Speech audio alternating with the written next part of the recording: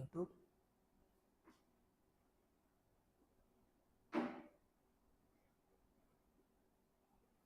Hello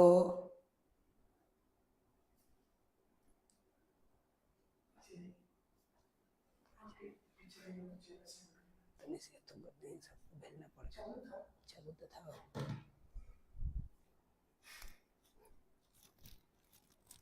चलिए, क्या आप सभी तैयार हैं? चलिए, जो लोग तैयार हैं, रेडी हैं, यस लिखिए। अगर आप सभी तैयार हैं, यस लिखिए जल्दी से। अगर आप लोग तैयार हैं तो यस यस यस। आवाज क्लियर है, वीडियो ठीक है। अगर ये सारा ठीक है तो यस लिखिए ताकि हम लोग आगे की ओर चल सके। जुड़िए जल्दी जल्दी, और जो है जो भी लोग हैं उनको शेयर करिए ताकि पता चले कि हम लोग जो है लाइव आ चुके हैं और उसका फायदा मिलेगा, है ना। चलिए जल्दी जल्दी जुड़िए, हम भी सबको इंफॉर्मेशन दे देते हैं। हाँ, जल्दी जल्दी जुड़ जाइए, जल्दी जुड़िए, फास्ट जुड़िए, क्योंकि आज वन शॉट में खत्म। Hello hello, good evening, good evening, Hariom, good evening, good evening, Pankaj good evening, good evening सभी को। चलिए लिखिए, ग्रुप में भी लिंक मैंने शेयर कर दिया है, ठीक है। इसलिए आप सभी लोग रेडी हैं, आवाज क्लियर है, किसी प्रकार की समस्या नहीं है तो क्लियर करिए जल्दी। चलिए, बहुत बढ़िया, आप सभी लोग जुड़े हुए हैं। चलिए, तो क्लियर, सब clear. Good evening, good evening, good evening सबको, गुड इवनिंग। चलिए आ जाइए, एक वीडियो में चैप्टर 1 खत्म, एक वीडियो में चैप्टर 1 खत्म, कोई दिक्कत नहीं होनी चाहिए। तो जैसा कि हम लोगों ने कहा था कि बहुत जल्दी वन शॉट लेके आने वाले हैं, और इस वन शॉट में आप सभी बच्चों का फिर से मोस्ट वेलकम स्वागत है काशी गौरव और साइंस सेक्शन के इस कमेंट क्लासेस में। जैसा कि हम लोगों ने रखा हुआ है, इस चैप्टर का नाम ही है हुआ जीवों में जनन। चैप्टर का नाम क्या हुआ? जीवों में जनन। जीवों में जनन जो चैप्टर है, वो चैप्टर क्या कर रहे हैं? Reproduction in organism. और एक वीडियो में क्लास 12 का ये जीवों में जनन खत्म। सबको गुड इवनिंग, सबको गुड इवनिंग, ठीक है। एक वीडियो में सारा खत्म।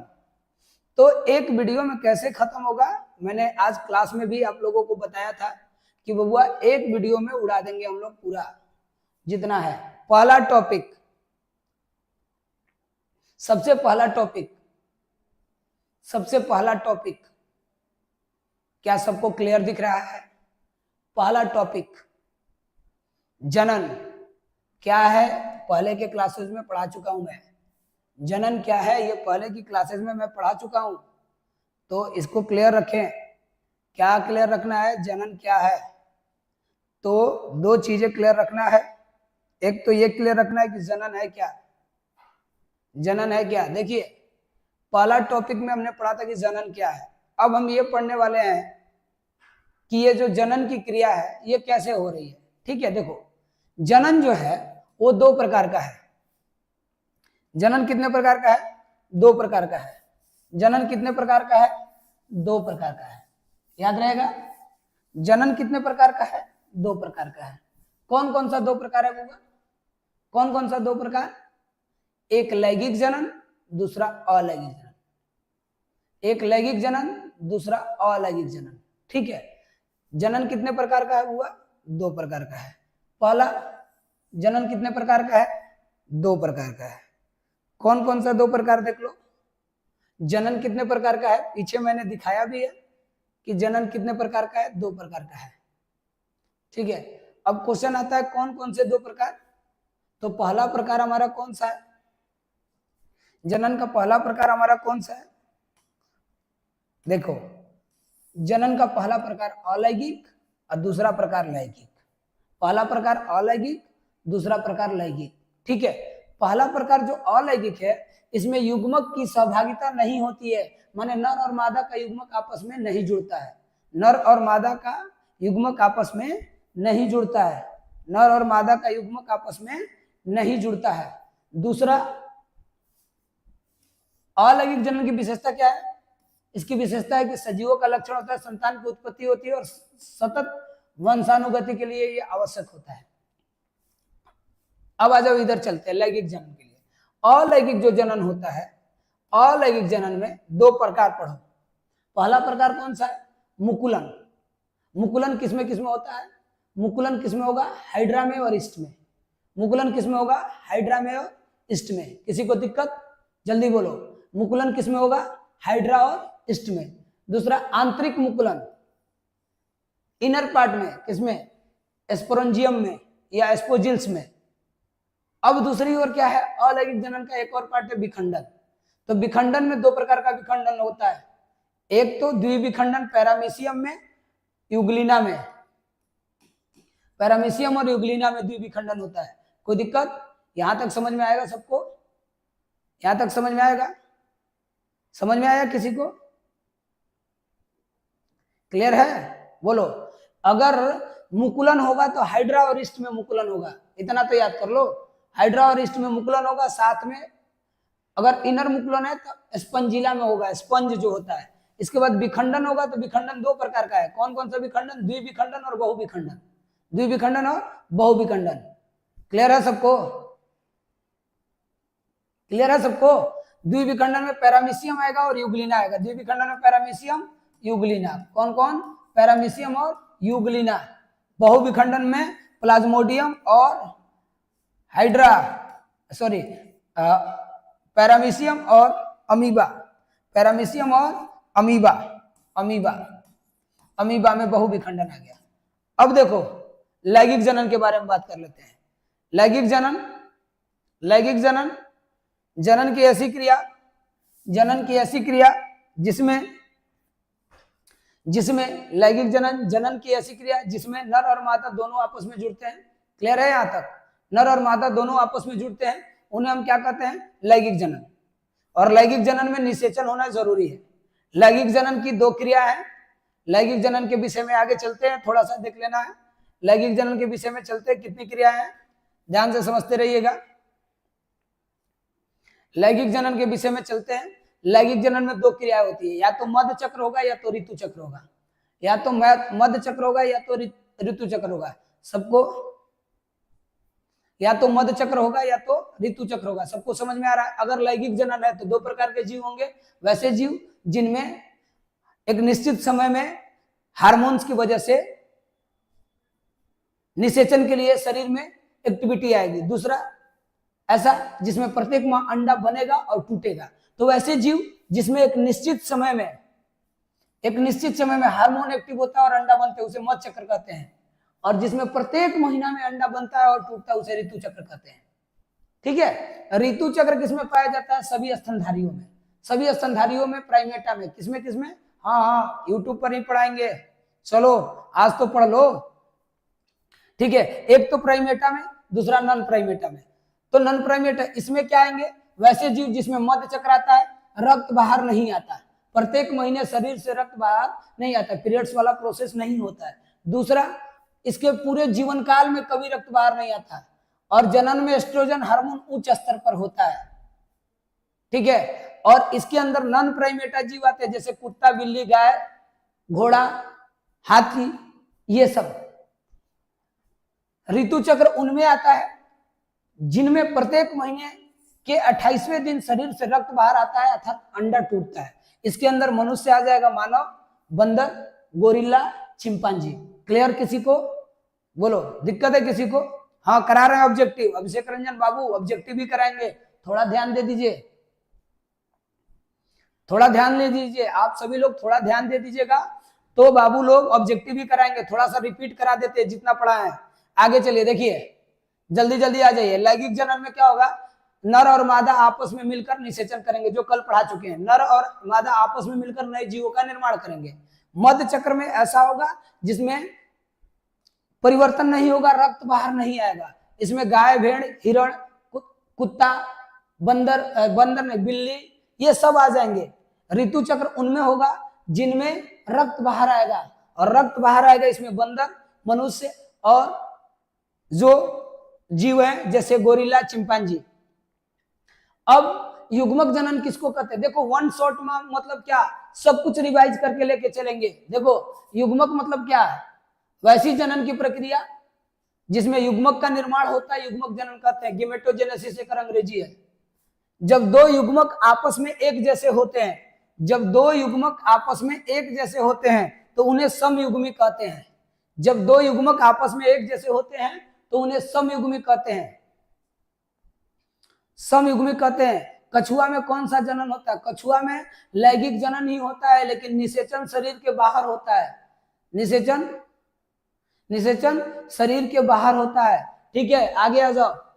समथैली कवकों में होता है। विषम थैली वैसे जीव जो एक लिंगी होते हैं, जैसे पपीता और खजूर, ये विषम थैली है। इसके बाद युग्मक संलयन, जब नर और मादा के युग्मक आपस में जुड़ते हैं तो युग्मक संलयन होता है। अब आ जाओ पुष्पीय पौधे में निषेचन। यहाँ थोड़ा सा ध्यान दे लेना, यहाँ थोड़ा सा ध्यान दे लेना, ना हो तो इसका स्क्रीनशॉट ले लेना, पीडीएफ इंस्टा जो तुम लोगों का टेलीग्राम है उसमें भेज देंगे। यहाँ ध्यान दे लेना, घरेलू मक्खी, यहाँ ध्यान दे लेना। देखो ऐसा है, यहाँ ध्यान दे लेना थोड़ा सा। अगर कोई जीव मनुष्य है, अगर कोई जीव मनुष्य है तो इसमें गुणसूत्रों की संख्या, ठीक है, कितना होगा? 46। इसके युग्मकों में गुणसूत्रों की संख्या कितनी होगी? 23।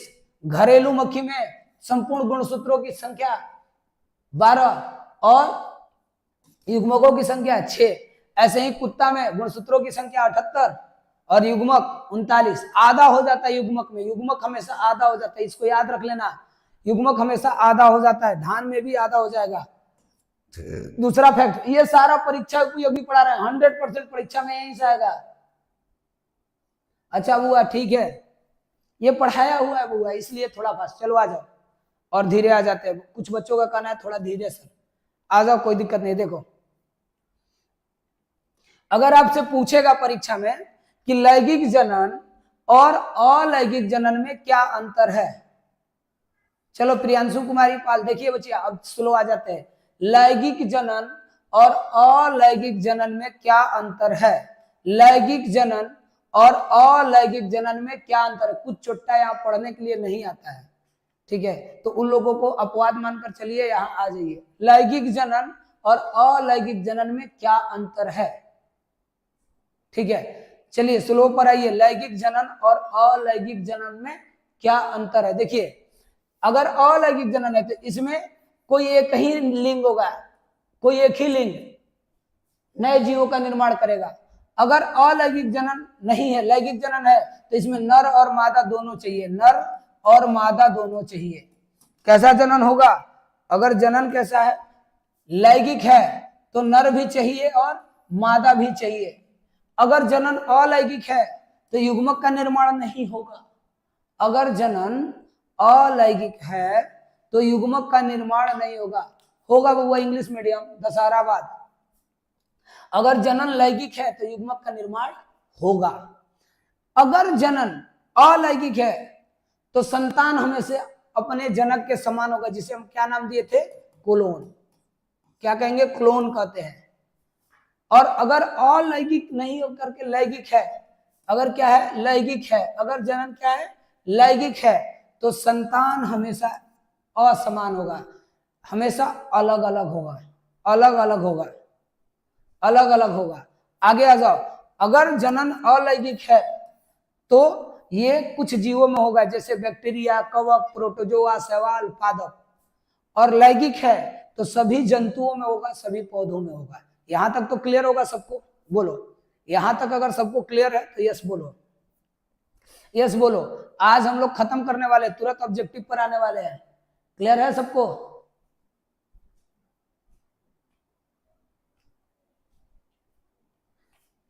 ठीक है, क्लियर है, क्लियर है, क्लियर है। अभी पढ़ने का समय है।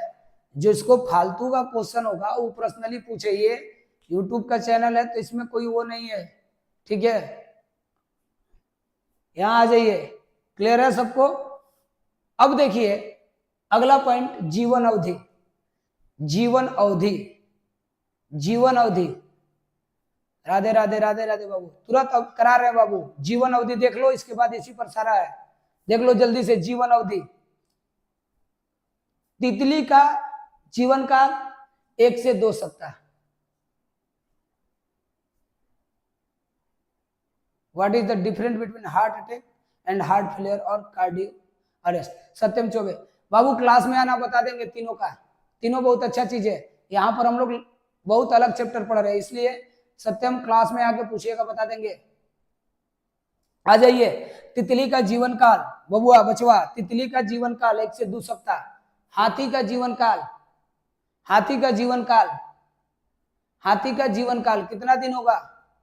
हाथी का जीवन काल कितना दिन होगा? 60 से 90 वर्ष हाथी का जीवन काल।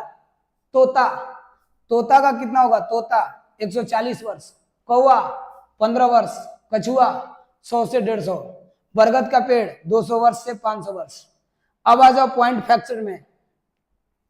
पौधों में जो जनन होता है वो 2 प्रकार का होता है। पौधों में जो जनन होता है वो 2 प्रकार का होता है। कौन कौन सा 2 प्रकार का होता है? पहला जनन जो है असेक्सुअल माने अलैंगिक जनन, दूसरा सेक्सुअल माने लैंगिक जनन। अगर असेक्सुअल है तो इसमें कई प्रकार होंगे, विखंडन है, बहुविखंडन है, बीजाणु जनन है, कायिक जनन है, बहुत सारे हो जाएंगे। लेकिन पौधों में जो कायिक जनन होता है तने द्वारा, पत्ते द्वारा, जड़ द्वारा और पत्तियों द्वारा होता है। ठीक है, यहां तक क्लियर है? और कृत्रिम जनन में ग्राफ्टिंग द्वारा, बार्डिंग द्वारा, कलम द्वारा और गुट्टी करना। यहां तक तो समझ में आ जाएगा सबको। अब इसके बाद ये कल बता दिए, एक कोशिकीय जीव कभी मरते नहीं है, अमृत होते हैं। ठीक है, अब आ जाओ जिसका इंतजार तुम्हें घड़ी से था, रेडी हो जाइए, ऑब्जेक्टिव स्टार्ट होने वाला है। हाँ कृष्णा बाबू, थोड़ा बहुत का अंतर आता है बाबू, एनसीईआरटी है ये। पहला क्वेश्चन आपके स्क्रीन पर है, तो जल्दी से क्वेश्चन नंबर 1, द्विविखंडन किसमें पाया जाता है? जल्दी से हमें आंसर दीजिए। पहला का सी, पहला का सी, पहला का सी कौन कौन है बाबू? सी अनीश कुमार, ओम प्रकाश, अंजलि, अभिषेक, प्रिंस, पवन। कौन है भाई? कौन बीओ कह रहा है? सी सी सी सी, गुड जॉब। जितने लोगों का सी है इस सही है। द्विविखंडन किसमें पाया जाता है? द्विविखंडन किसमें पाया जाता है? द्विविखंडन हुआ किसमें पाया जाता है? तो अमीबा में भी और यूग्लिना में भी। और इसके साथ किसमें द्विविखंडन होगा? पैरामीशियम, जीवाणु, जीवाणु, इनमें भी द्विविखंडन होता है। ठीक है, यूग्लिना, यूग्लिना में भी द्विविखंडन होता है। तो पहला का आंसर सी। कोई दिक्कत?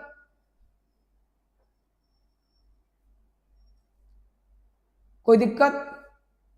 बोलो, कोई दिक्कत? क्लियर है? क्वेश्चन नंबर 2 आने वाला है आपके स्क्रीन पर अब, तो जल्दी से रेडी हो जाइए क्वेश्चन नंबर 2 के लिए। दूसरा प्रश्न आपके सामने है, सूक्ष्म प्रवर्धन या सूक्ष्म प्रजनन किसमें संभव है? सूक्ष्म प्रवर्धन या, 1 मिनट देख रहे हैं क्या बज रहा है, क्या बज रहा है?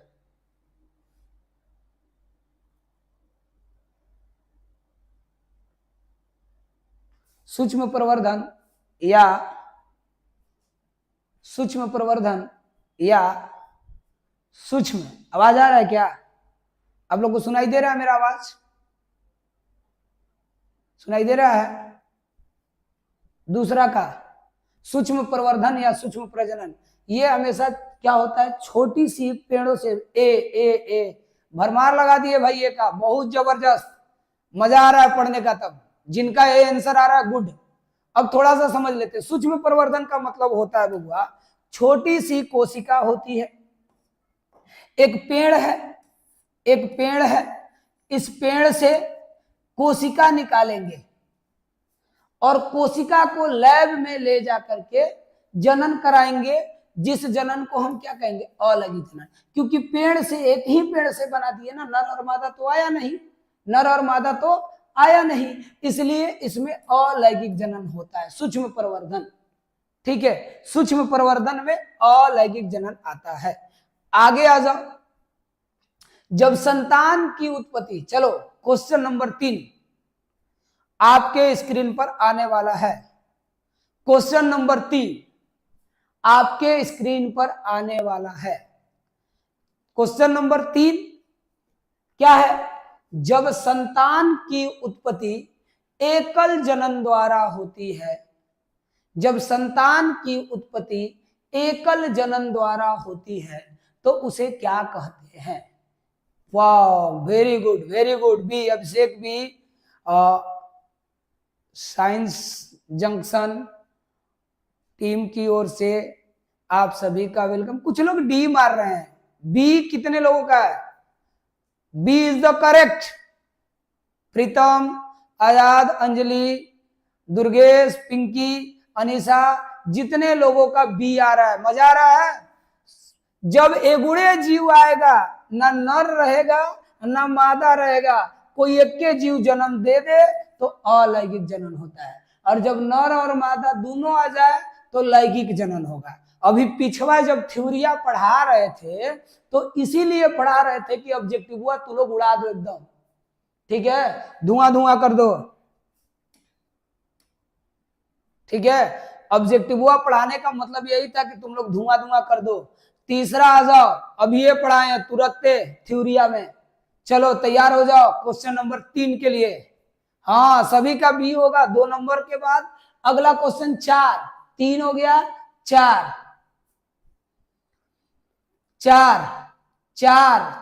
का बी इज द करेक्ट, 4 का बी इज द करेक्ट, 4 का बी इज द करेक्ट। कितने लोग हैं? सभी का 23 आ रहा है, वाह गुड, जियो मेरे शेरो। कुछ लोग डीओ मार दे रहा है, एकरे में कोनो कोनो तुक्का भी बैठल है का हो? डी कैसे होगा बताओ? 4 का बी इज द करेक्ट। कितने लोगों का सही है? युग्मक का मतलब होता क्या है बुआ? युग्मक का मतलब होता है अगुणिक। युग्मक का मतलब क्या होता है बुआ? युग्मक का मतलब होता है अगुणिक। या काट दो, कह दो एक गुणक, एक गुणक, एक गुणक। जब युग्मनज होता है, युग्मनज, युग्मनज जो होता है ये द्विगुणक होता है, द्विगुणक, द्विगुणक। युग्मक कैसा होता है? युग्मनज द्विगुणक। कितना है? 2n। तो 2n बराबर कितना रहता है? 46। 2n बराबर 46, तो n बराबर 23। कौन सा? B, correct. कोई समस्या? कोई समस्या? जब तक ऑब्जेक्टिव खत्म ना हो जाए तब तक चलेगा। 25 क्वेश्चन बचा है, तुम जितना जल्दी 25 क्वेश्चन कर सकते हो तब तक चलेगा। चलो आ जाओ, अगला क्वेश्चन के लिए तैयार हो सब? क्वेश्चन नंबर 5 के लिए रेडी हो? लिखो यस, यस, यस लिखो जल्दी। क्वेश्चन नंबर 5, यहां तक क्लियर है सबका? पवन, क्या दिक्कत है पवन बाबू? अगर दिक्कत है तो बताइए, नहीं तो आगे चले। बोलिए, बहुत सही। क्वेश्चन नंबर 5 आपके स्क्रीन पर है, बताया जाए इस क्वेश्चन का आंसर क्या होगा? 5 लिख के आंसर दो, 5 लिख के, नो दिक्कत जियो पवन, नो दिक्कत, only answer Dihing. 5 A is the correct Durgesh, A is the correct. अदरक में कायिक प्रवर्धन किसमें होता है? किसके द्वारा होता है? लिखवा है सीधे। अगर अदरक पूछ दिया, अगर एक संगे संगे हल्दियों पूछ देता, तो अदरक पूछे चाहे हल्दी पूछे, हाँ मेरे शेरों सबका ये है, गुड। जौन पढ़ रहा है धुआं धुआं, कोनो कोनो कह रहा है 4 का डीओ होगा। ये कैसे डी होगा? कैसे? कौन का नाम हुआ तो भाग जा रहा है, निसी।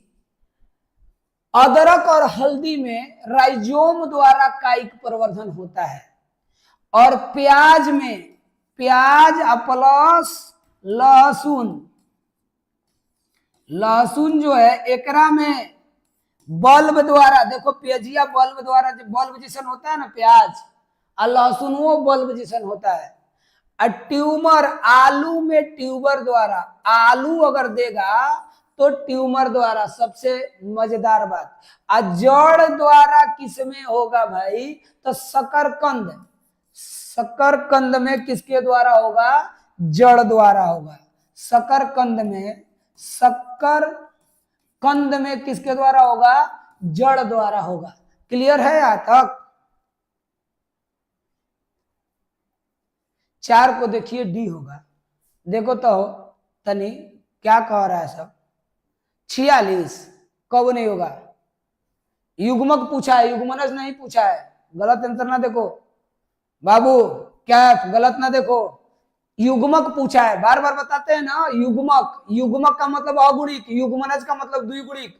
अगर युग्मनज पूछेगा तो 46, युग्मक पूछेगा तो 23। अदरक में कायिक प्रवर्धन राइजोम, अगर पूछता शकरकंद तो जड़, अगर ट्यूबर है तो आलू, अब बल्ब है तो प्याज और लहसुन। कोई दिक्कत? नो दिक्कत। ई कह रहा मेरा नाम मनु 8, लो हुआ बोल दिए। अब बोलो क्वेश्चन नंबर 6। अब थोड़ा स्पीड बढ़ाते हैं, थोड़ा स्पीड बढ़ाते हैं। क्वेश्चन नंबर 6 आ जाओ। क्वेश्चन नंबर 6, दुआ दुआ करना है, नमो सर। दुआ दुआ करना है तो बोलो, निम्नलिखित में से किसके पादप अगुणिक होते हैं, अगुणिक, किसके पादप अगुणिक होते हैं, किसके पादप अगुणिक होते हैं, जल्दी बोलो। देखो ये अच्छा क्वेश्चन है, तुम लोगों को समझा दे रहे हैं। देखो सवाल का पादप द्विगुणिक होता है, क्योंकि इसमें नर और मादा अलग अलग नहीं होते हैं, ठीक है। कवक अलग ही है, कवक अलग है, इसमें एक विशेष संरचना द्वारा, जुस्पर कहते हैं उसको, उसके द्वारा प्रजनन हो जाता है। तो सवाल में भी कैसा होंगे, द्विगुणिक। नर और मादा अलग अलग नहीं होते हैं, तो कवक के साथ भी नर और मादा अलग अलग नहीं होते हैं। कभी तुमने सुना है मशरूम खा करके कि नर है कि मादा? इसलिए ब्रायोफाइटा में नर अलग होता है और मादा अलग होता है। ब्रायोफाइटा के नर को पुमड़ू कहते हैं और इसको पूधानी कहते हैं, पूधानी।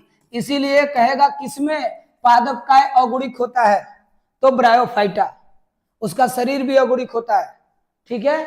कोई दिक्कत? चलो नेक्स्ट। कौन सा पौधा, क्वेश्चन के साथ आंसर जरूर लिखो कि किसका आंसर लिख रहे हो। 7 पर आओ, अब पीछे मत जाओ, 7 पर आओ, फास्ट होके 7 पर आओ। पादप के एम्फीबियन या उभयसानी किसे कहा जाता है? पादप का उभयचर, पादपों का उभयचर। कौन है भैया पादपों का उभयचर? सबको पता है पादपों का उभयचर किसको कहा जाता है, ब्रायोफाइटा को। पादपों का उभयचर ब्रायोफाइटा को। ई कहाँ रहता है बबुआ, पानी में। ई कहाँ रहता है बबुआ, नमी में। ई कहाँ रहता है, नमी युक्त पदार्थ में, नमी वाले स्थान पर, नमी वाले स्थान पर। ई कहाँ रहता है बबुआ, भूमि पर, सूखे स्थानों पर। कोई दिक्कत? कोई दिक्कत? क्लियर है? तो किसको कहोगे, पादपों का उभयलिंगी एम्फीबियन। कोई किसको कहोगे, ब्रायोफाइटा को। कोई दिक्कत? बोलो।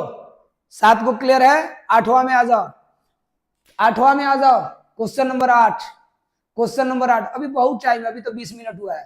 क्वेश्चन नंबर 8, क्वेश्चन नंबर 8, कौन सा जंतु उभयलिंगी? आंसर लिखते समय आप एक बात जरूर करिए, आप क्वेश्चन नंबर जरूर लिखिए।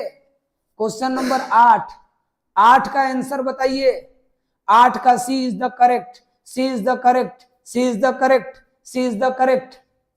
8 का सी इज द करेक्ट, 8 का C is the, B is the correct, C is the correct, B is the correct.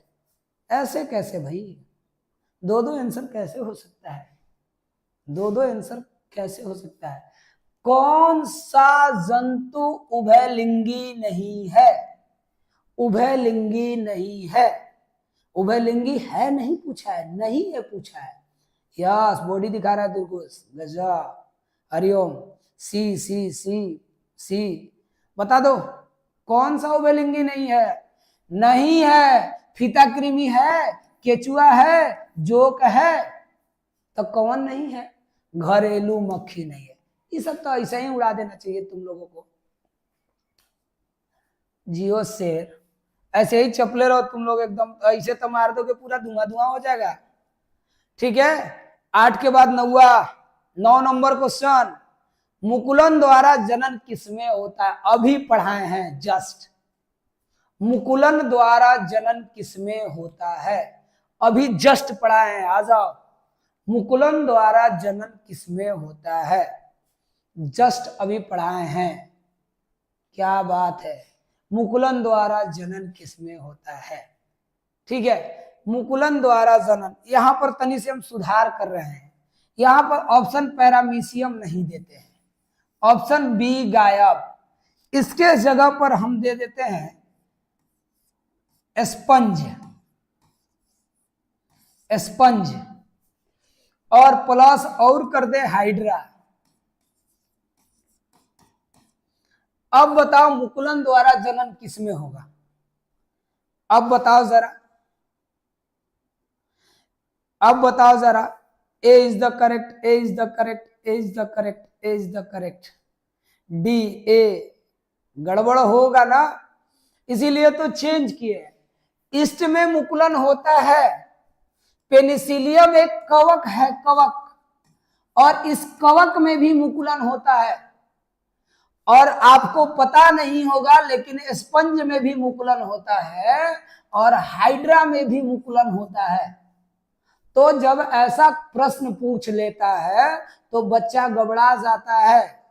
इसलिए बबुआ जब ऐसा पूछे तो याद कर लो मुकुलन किसमें किसमें होगा, याद कर लो मुकुलन किसमें किसमें होगा।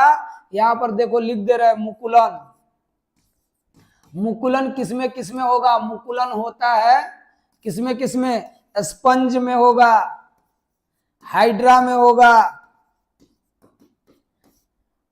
पेनिसिलियम में होगा, पेनिसिलियम में होगा, इसके बाद ईस्ट में होगा। ठीक है, इन चारों में मुकुलन होता है, इसीलिए आंसर कौन सा सही हो जाएगा बुआ? डी।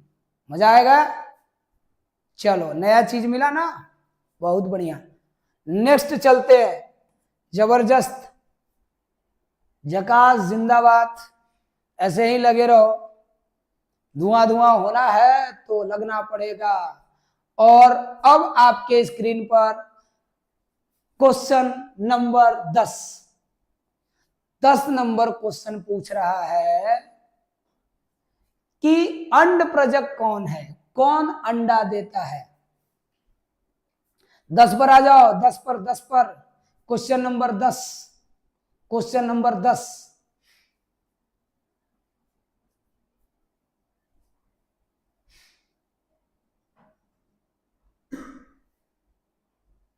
क्वेश्चन नंबर 10 बहुत बढ़िया, बहुत बच्चों का डी आंसर आ रहा है, तो सही है, सही है, सही है। क्वेश्चन नंबर 10 का डी, गुड। हमें लंबी उम्र की दुआ न दो, जितनी भी गुजरी है नागवार गुजरी है। ठीक है, तो लंबी उम्र ना सोचो, उम्र छोटा ही हो लेकिन जीवन बड़ा गवार हो, नागवार ना हो जाए। क्वेश्चन नंबर 10 के बाद क्वेश्चन नंबर 11 नंबर क्वेश्चन आपके स्क्रीन पर है, तो आइए इस पर आंसर देते हैं। कौन सा एकलिंगी है? कौन सा एकलिंगी है? 11 का आंसर कितने लोग करेक्ट दे रहे हैं? सी।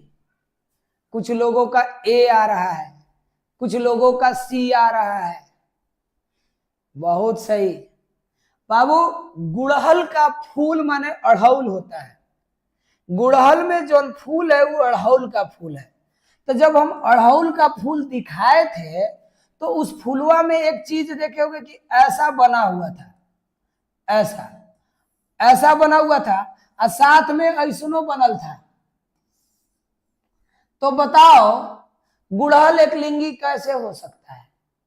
तो गुड़हल का काम खत्म, ही तो द्विलिंगी है।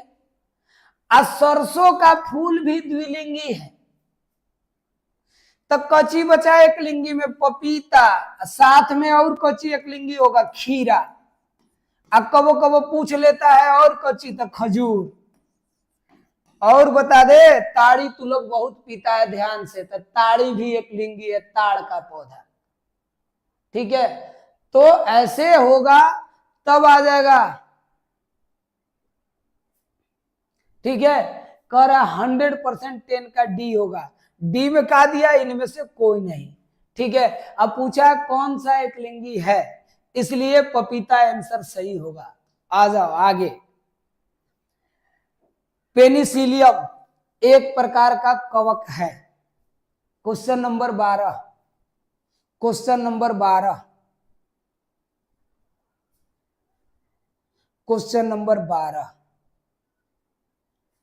अंकित यादव पढ़ोगे तब ना आएगा। क्वेश्चन नंबर 12, 12 का आंसर बताओ। देखो पेनिसिलियम जो होता है बुआ, वो इस प्रकार का होता है। पेनिसिलियम इस प्रकार का होता है। अब पेनिसिलियम से दवाई बनता है। पेनिसिलियम है का एक कवक है। इस कवक से एंटीबायोटिक बनाया जाता है। पेनिसिलियम नाम का एंटीबायोटिक बनाया जाता है। और इस एंटीबायोटिक के हेल्प से क्या किया जाता है, बुखार उखार के लिए, दर्द उर्द के लिए, बैक्टीरिया बैक्टीरिया के लिए दवाई बनता है। ठीक है, ठीक है, तो क्या हो जाएगा आंसर? हाँ, इसमें जो डाउट होगा इसको क्लियर कर रहे हैं। देखो मीटोस्पोर जो होता है, मीटोस्पोर ये एक प्रकार का शैवाल है। शैवाल में जनन होता है। अमियोस्पोर भी एक प्रकार का शैवाल में ही जनन होता है। तो पूछ रहा है कि किसमें, पूछ रहा है पेनिसिलियम में। तो पेनिसिलियम में जनन किसके द्वारा होता है? जूस्पर के द्वारा। इसको याद कर लेना, इसको याद कर लेना, इंपॉर्टेंट क्वेश्चन है नीट के लिए भी। आंसर बी सही होगा। जूस्पर किसमें पाया जाता है? पेनिसिलियम में। इसको कहते हैं जूस्पोरोंजिया। इसको कहते हैं जूस्पोरोंजिया। क्या कहते हैं? जूस्पोरोंजिया। जूस्पोरोंजिया, जूस्पोरोंजिया से निकलता है जूस्पर। ये जूस्पर जो है ये जाकर के नया पौधा बनाता है। आंसर बी सही है, करेक्ट। कोई दिक्कत नहीं होना चाहिए, राइट। नेक्स्ट की ओर चलते हैं। Question number 13। मात्र 12 मिनट में हम लोग कर देंगे। लास्ट में देख लेंगे बुआ। दुर्गेश 10 क्या है? अंड प्रजक है, सब है। मुर्गी अंडा देती है, सांप अंडा देता है, और सब समयुग्मक। क्या पढ़ रहे थे? Question number 12 Penicillium. Question number 13 समयुग्मक। देखो क्वेश्चन नंबर 13, आंसर आ जाओ 13 का। क्वेश्चन नंबर 13, क्वेश्चन नंबर 13 देखो, मेढक में नर और मादा अलग अलग होते हैं। तो नर का शुक्राणु और मादा का अंडाणु दोनों अलग अलग है, इसीलिए ये विषम युग्मक होगा। मेढक में क्या होगा? विषम युग्मक, विषम युग्मक। पक्षियों में भी क्या होता है? विषम युग्मक। फ्यूकस क्या है? फ्यूकस एक प्रकार का क्या है बुआ? शैवाल है। शैवाल में नर भी और मादा भी दोनों क्या होते हैं? एक ही युग्मक जैसे होते हैं। आकार बराबर होता है, इसीलिए दोनों का आकार एक जैसा होता है, इसीलिए इसमें। और देखो क्लेडोफेरा एक प्रकार, क्लेडोफेरा की जगह पर ना यहाँ पर आंसर क्या देना चाहिए था? क्लेडोमोनास, क्लेडोमोनास। तो ये हो जाता डी, लेकिन इसमें कौन सा हो जाएगा? फ्यूकस। बी सही हो जाएगा। क्लेडोमोनास रहता तो डी। अब आगे आ जाओ, क्वेश्चन नंबर 14 पर चलते हैं। क्वेश्चन नंबर 14, एक बार कॉपी को पलट लेना, क्योंकि अगले 5 दिनों के अंदर चैप्टर 2 का ऑब्जेक्टिव कराएंगे, इसलिए क्वेश्चन नंबर 14 पर बताओ। क्वेश्चन नंबर 14, कितने लोग इसके आंसर जानते हैं? देखो क्वेश्चन नंबर 14, यहां ध्यान दे लेना, 14 का आंसर बता रहा है जल्दी से। यहां देखो ये अमीबा है, इसमें जो विखंडन होता है अमीबा में, इसको हम सरल विखंडन कहते हैं, इसके विखंडन को सरल विखंडन कहते हैं। अब यहां अनुदैर्घ्य लाइन होता कैसा है? जो पैरामीशियम है, जो पैरामीशियम है, पैरामीशियम के अंदर जो विखंडन होता है उसे कहते हैं अनुदैर्घ्य। देखो कैसा बनता है, ठीक है, इसके अंदर ऐसे विखंडन होता है, ऐसे, ठीक है, हो गया। और एक बचा अनुदैर्घ्य और दूसरा अनुप्रस्थ। किसमें? अगर अनुप्रस्थ के, ये हो गया अनुप्रस्थ, इसके बाद अगर अनुदैर्घ्य पूछेगा तो खड़ा, किसमें होगा ये युगलीना में। किसमें होगा? युगलीना। किसमें होगा? युगलीना। युगलीना में कैसा विखंडन? अनुदैर्घ्य विखंडन। पैरामीशियम में कैसा विखंडन? अनुप्रस्थ विखंडन।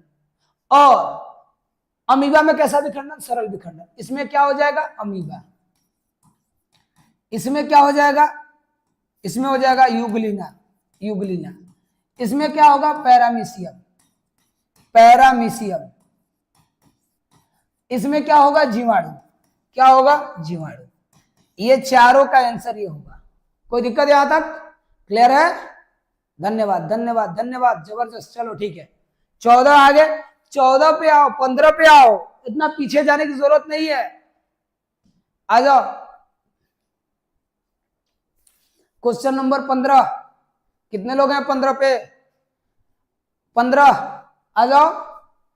कौन जीवन काल में केवल एक बार प्रजनन करता है? कौन सा जीवन काल में केवल एक बार प्रजनन करता है? 15 लिख के लिखो, 15, 15 का आंसर, 15 का ए इज द करेक्ट। चलो बढ़िया है, 15 का ए इज द करेक्ट। इसके साथ और कौन है? बांस भी है। इसके बाद कौन है? नीला कुरेंजी, नीला कुरेंजी, बांस, नीला कुरेंजी, नीला कुरेंजी, बांस भी हो गया और नीला कुरेंजी। और जीव में पूछेगा तो बिच्छू, बिच्छू। बिच्छू जीवन में कितना बार जनन करता है? एक ही बार। जब वो जन्म दे देता है तो उसके बच्चे ही उसको मार के खा जाते हैं, इसलिए बिच्छू भी हो जाएगा। तो जीवन में प्रशांत महासागर की मछलियां और बांस, इसके बाद नीला कुरेंजी और बिच्छू। कोई दिक्कत यहां तक? कोई दिक्कत नहीं है? गुड, आगे आ जाओ। कौन से पौधे में कायिक प्रसार के लिए उत्तरदायी नहीं है? क्वेश्चन नंबर 16 में यहां पर ध्यान देना, नहीं है पूछा है, नहीं है पूछा है, नहीं है, नहीं है। क्लियर हो गया? पवन कुमार, ठीक है, वेल डन, वेल डन बाबू।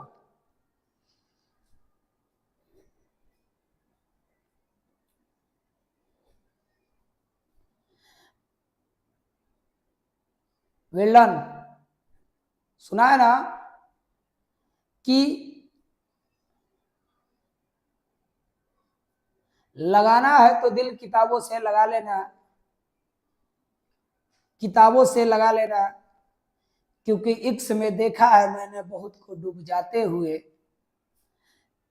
मैंने देखा है कई को 12 साल, नीला कुरेंजी बबुआ, नीला कुरेंजी 12 साल।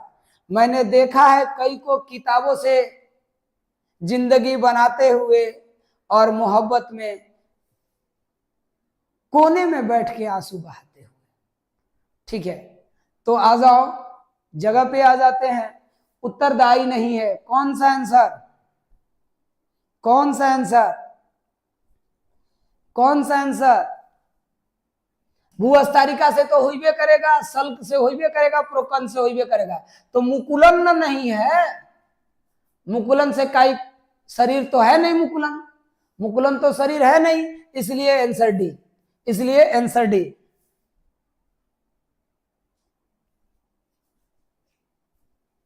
जियो, संडे को बंद है ना बुआ, सही है। चलो आ जाओ 17, अभी खत्म कर लेंगे 10 मिनट में चैप्टर इंड, 10 मिनट में आ जाओ चैप्टर इंड। 17। निम्नलिखित में से कौन द्विगुणिक संरचना है? बताओ।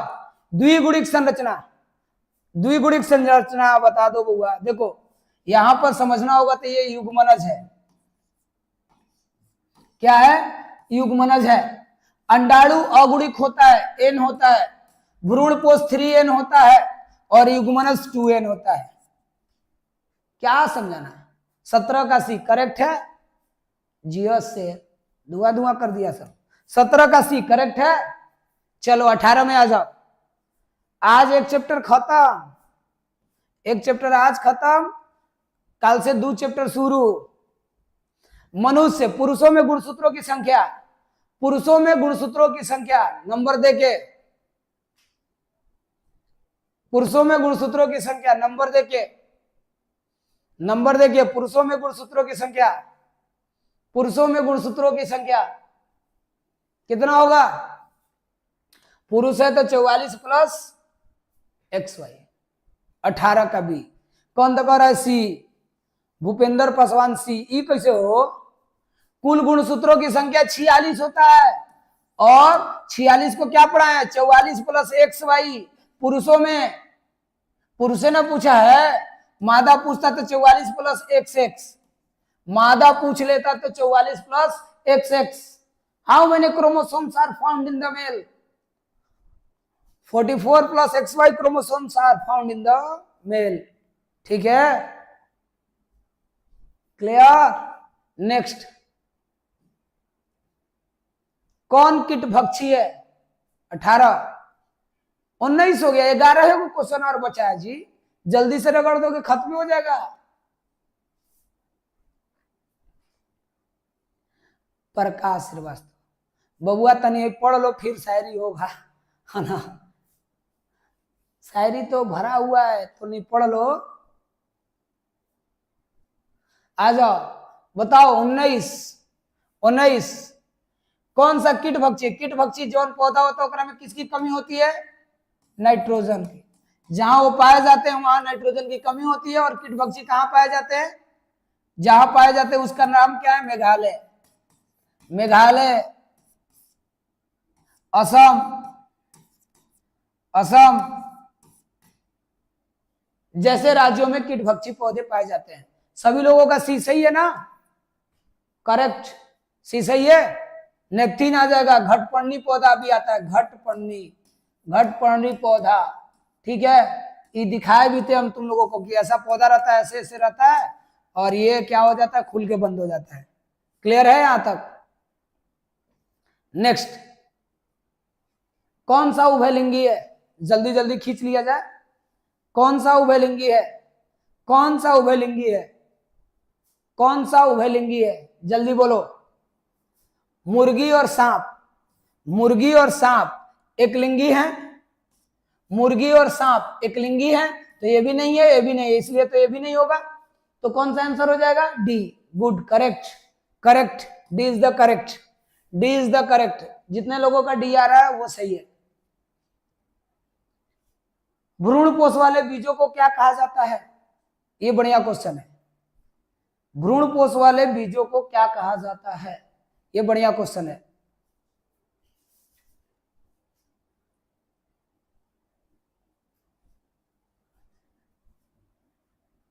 देखो, एपोकार्पिक, एंडोकार्पिक और बहुभ्रूणता, ये तीनों नहीं है, ये बताए हुए है पीछे। एंडोस्पर्मिक, एंडोस्पर्मिक जिसमें भ्रूणपोष होता है उसको एंडोस्पर्मिक कहते हैं। इंडोस्पर्म का मतलब ही होता है भ्रूण, इंडोस्पर्म का मतलब ही होता है भ्रूण। ठीक है, चलो कोई दिक्कत नहीं, इसको एक्सप्लेन भी नहीं करने वाले। ठीक है, चलो 22 5 मिनट में 8 क्वेश्चन। 22 जो पौधा जलीय वातावरण में नहीं पाए जाते, जो पौधा जलीय वातावरण में नहीं पाए जाते, जो पौधा जलीय वातावरण में नहीं पाए जाते, जो पौधा जलीय वातावरण में नहीं पाए जाते, बता दो कौन सा? बबूल। कौन सा? बबूल। ट्रापा भी, हाइड्रा भी, निम्बलो भी, ये जलीय वातावरण में होता है। कौन नहीं होता है? बबूल। कौन नहीं होता है? बबूल। कौन नहीं होता है? बबूल। गुड, सभी लोगों का सही है जिनका बबूल आंसर है। बाकी ट्रापा तो पढ़ाए ही है, हाइड्रिला भी पढ़ाई भी किया है। युग्मक होते हैं, जल्दी आ जाओ, युग्मक कैसे होते हैं? इसी का नाम है एक गुणिक, इसी का नाम है एक गुणिक। एक गुणिक, गुणिक इसका मतलब होता है n। युग्मक कैसे होते हैं बताइए? 23 का आंसर, 23 का, 23 का a, 23 का a, 23 का a, 23 का a, 23 का a, 23 का a, 23 का a। गुड, करेक्ट, ये हो जाएगा। डिप्लॉयड कहेगा तो 2n, ठीक है। बहुगुणक कहेगा तो n स्क्वायर या n इंटू n। नल्लोप्लाइड कहेगा तो कहेगा कि n-1, ये आ जाएगा। तो कौन सा है भाई युग्मक? यहां तक क्लियर रहेगा। नेक्स्ट क्वेश्चन, नेक्स्ट क्वेश्चन, कौन सी द्विगुणिक संरचना है? खत्म चल रहा है, लास्ट चल रहा है, लास्ट चल रहा है, लास्ट क्लास चल रहा है। कौन सा द्विगुणिक संरचना है? कौन सा द्विगुणिक संरचना है? देखो, अंडाणु हमेशा अगुणिक होता है और भ्रूणपोष हमेशा त्रिगुणिक होता है। तो द्विगुणिक कौन है? युग्मनज। द्विगुणिक कौन है? युग्मनज। Good, correct, right. 24 का सी इज द करेक्ट। कोई दिक्कत? धुआं धुआं हो जाएगा हो, इतना पढ़ लोगे तो तुम लोग। 4 गो और बचा है, 5 गो। आ जाओ next question, next question, next question, next question, next question, next question. जब तक कॉपी नहीं पढ़ के आओगे तो नहीं समझ आएगा। कुछ लोग पढ़ेंगे ही नहीं, बाकी सबको समझ में आ रहा है। एक बार यस लिखो था, जिनको समझ में आ रहा है एक बार यस लिखो। इसका आंसर देके यस लिखो था। सबको मजा आया तो यस लिखो। चलो गुड। ए ए ए ए ए ए ए ए बोल रहे हैं कुछ लोग। देखो कॉपी में नोट करके लिखवाया है, कॉपी में नोट करके लिखवाया कि जल और कमल। देखो कमल का फूल जो है ये पानी है, पानी का सतह है, फूल पानी के ऊपर है। तो बता पनिया एकरा में पलट के जाएगा? चाहे जलकुंभी का फूल ऊपर होता है पानी के सतह से, तब पानी पलट के एकरा में भरेगा कि परागण करेगा? नहीं। हाइड्रीला जो होता है पानी का सतह है, एकरा नीचे हाइड्रीला होता है। तो आंसर कौन होगा? सी होगा। नोट करके लिखवाए, नोट करके लिखवाए हैं कि कमल और जलकुंभी जलीय पौधा है, लेकिन उनमें जल परागण नहीं होता है।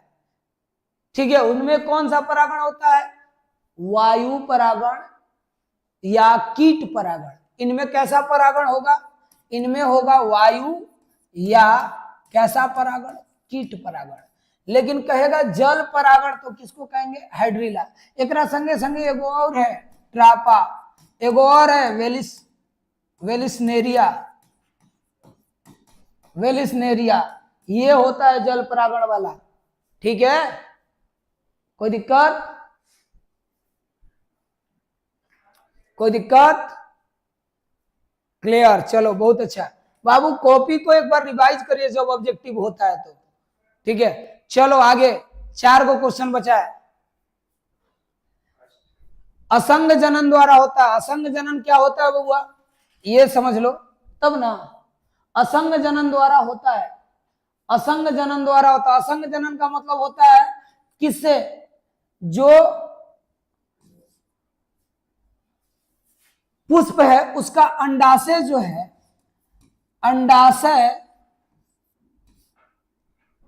के जो भाग होते हैं, अंडाशय के जो पुष्प है उसका अंडाशय का जो भाग होता है, अंडाशय का जो भाग होता है उसके अंदर होता है अंडप। तो अंडप में बिना निषेचन के, अंडप बिना निषेचन के ही क्या बना देता है, बीज बना देता है। तो इसे कहते हैं असंग जनन।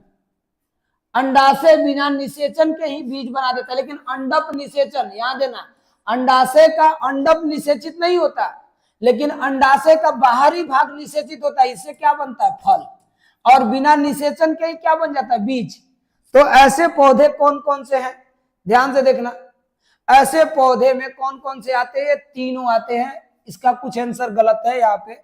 ये घास भी होता है और साइट्रस और आम भी होता है। तो इसलिए यहां पर ये घास, साइट्रस और आम, इन सब में क्या होता है, असंग जनन द्वारा होता है। इसीलिए आंसर में हम लोग ये भी मार सकते हैं, ये भी होता है। तो दोनों को इंक्लूड करना पड़ेगा। ठीक है, ठीक है, गुड गुड।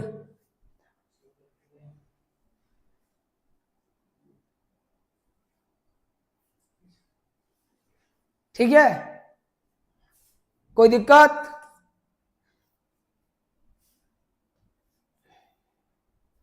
इनमें से कौन सा द्विगुणिक है, इनमें से कौन सा द्विगुणिक है, इनमें से कौन सा द्विगुणिक है, इनमें से कौन सा द्विगुणिक है? देखो, द्विगुणिक कौन सा है, युग्मनज। द्विगुणिक कौन सा है, युग्मनज। द्विगुणिक कौन सा है, युग्मनज। इनमें से द्विगुणिक कौन सा है, युग्मनज। बाकी पराग भी अगुणिक होते हैं और अंड भी अगुणिक होते हैं, और युग्मनज क्या होते हैं, द्विगुणिक होते हैं। क्लियर है यहां तक सबका? गुड। चलो 27 के बाद लास्ट चलते हैं, 2-3 क्वेश्चन और बचा होगा अधिक से अधिक। 28 28 28 28 28। रोहित बाबू, तोरा पढ़ना ही नहीं है तो तोर कमेंट देख के हम क्या करेंगे, ये बताओ। जिसको पढ़ना रहता है वो आंसर देता है। अभी पहला चैप्टर चल रहा है, जब तीसरा चलेगा तब खुदे पता चलेगा। तो आंसर तो तोरा देना नहीं है, फालतू फालतू खाली लिखेगा।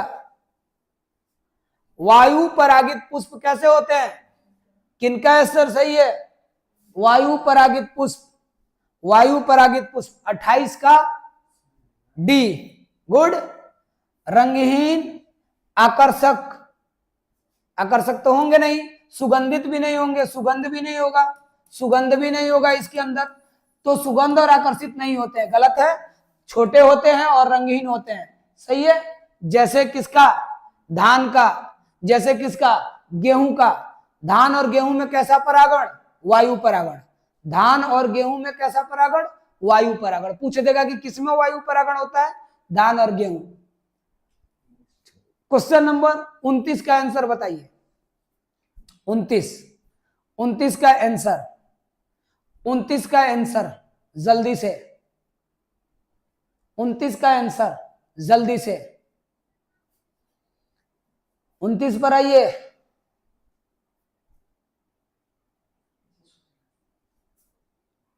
उनतीस का आंसर, 29 का आंसर अंडा और नर न्यूक्लियस का संयोजन। सही बात है। अंडा और नर न्यूक्लियस जब आपस में जुड़ेंगे तो क्या होगा, निषेचन होगा। क्या होगा, निषेचन होगा। और यहां पर जब जुड़ेंगे तो यहां क्या होगा, भ्रूण, भ्रूण, यहां क्या हो जाएगा, भ्रूण पोष का विकास। यहां क्या हो जाएगा, भ्रूण पोष बनेगा। क्या बनेगा, भ्रूण पोष बनेगा। कब, जब अंडा द्वितीय केंद्रक से बनेगा। और कैसा भ्रूण पोष पड़ेगा, 3N, जिसको हम क्या कहते हैं, PEN, प्राइमरी इंडोस्पर्मिक न्यूक्लियस। यहां पर कैसा बनेगा बबुआ, 2N। कैसा बनेगा, 2N। और ऐसा कोई होता नहीं है, सिनर्जिट के साथ कुछ नहीं जुड़ता। इसलिए दोनों समझ लो, जब निषेचन कहेगा तो अंडा नर न्यूक्लियस से जुड़ेगा, और जब कहेगा भ्रूण पोष तो अंडा सेकेंडरी न्यूक्लियस से, जो है सेकेंडरी न्यूक्लियस। यहां पर नर का भी कह सकते हो, नर, नर तथा सेकेंडरी न्यूक्लियस का संयोजन। कोई दिक्कत होगा यहां तक, नहीं होगा? क्लियर है? चलो नेक्स्ट की ओर चलते हैं। लास्ट 2 3 4 5, लास्ट बचा हुआ है 5 question. 30 number question, anemophily. Anemophily माने होता है वायु परागण। एनिमोफिली का मतलब क्या होता है? वायु परागण। एनिमोफिली का मतलब क्या होता है? वायु परागण। इसको क्या बोलते हैं? मलाकोफिली। मलाकोफिली। इसको क्या बोलते हैं? क्रेप्टोरोफिली। क्रेप्टेरोफिली। और इसको बोलते हैं जूफिली। ठीक है, कोई दिक्कत? 30 का D. Good good good good, बहुत बढ़िया। अब इसके बाद 5 क्वेश्चन और बचा है, जल्दी से कर लेते हैं। किसमें मध्य चक्र पाया जाता है? 31। इस तो अभी ये पढ़ा है, आज पढ़ा है 31 जो आज पढ़ा है 31 जो आज पढ़ा है 31 का आंसर कर दो। गुड गुड गुड, 31 का जल्दी आ जाओ। 31 मादा जंतु जिसमें मध्य चक्र होता है। मादा जंतु जिसमें मध्य चक्र होता है। 31 का डी, 31 का डी, 31 का बी, 31 का सी। किसका बी किसका सी? दुर्गेश का डी, पवन डी, अंशु डी, माया सी।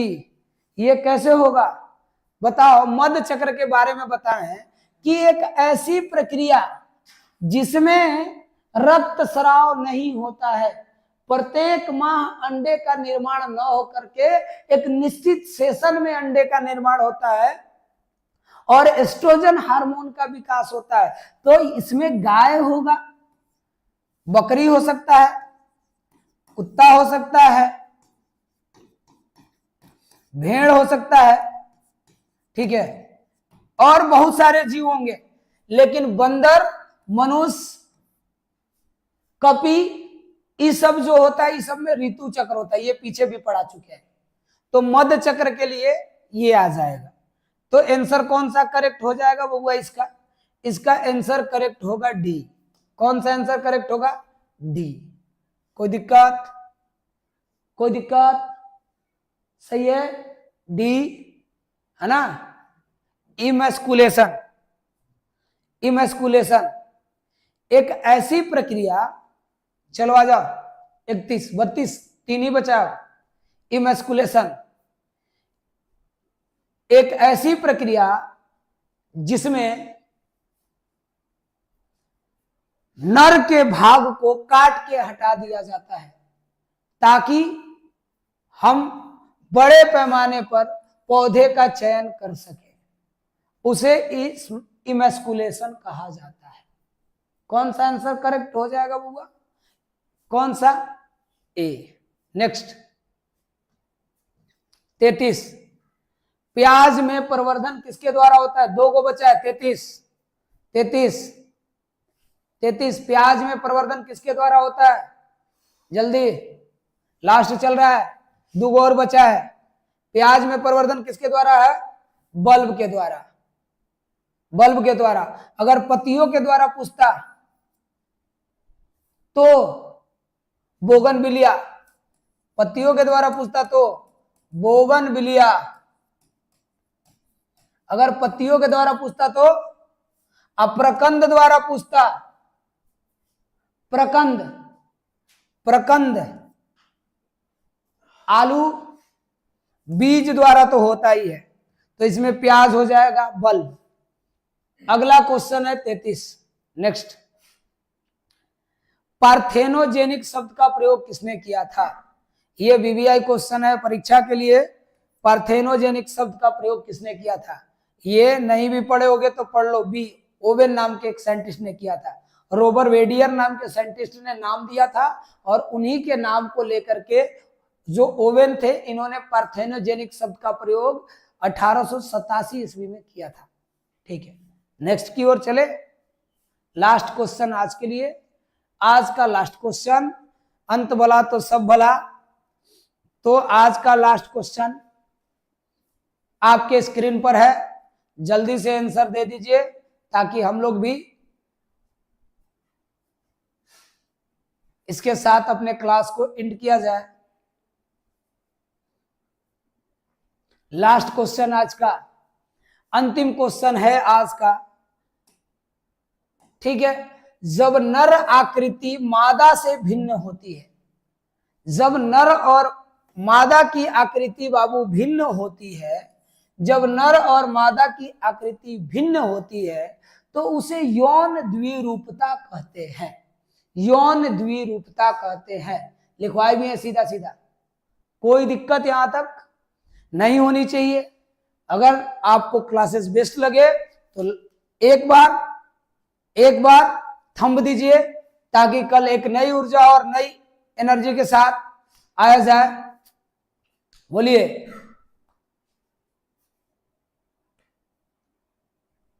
बोलिए, बोलिए।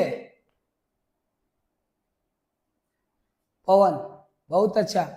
बउआ पढ़ाई पे ध्यान दे दो, गांव छोड़ के आया हो तो किराए के जो रूम है वही तुम्हारी इतिहास दिखाएगी, वही तुम्हारी इतिहास दिखाएगी, और वही घर जो है न्यूज में दिखाया जाएगा अगर तुम कुछ अच्छा कर दोगे तो।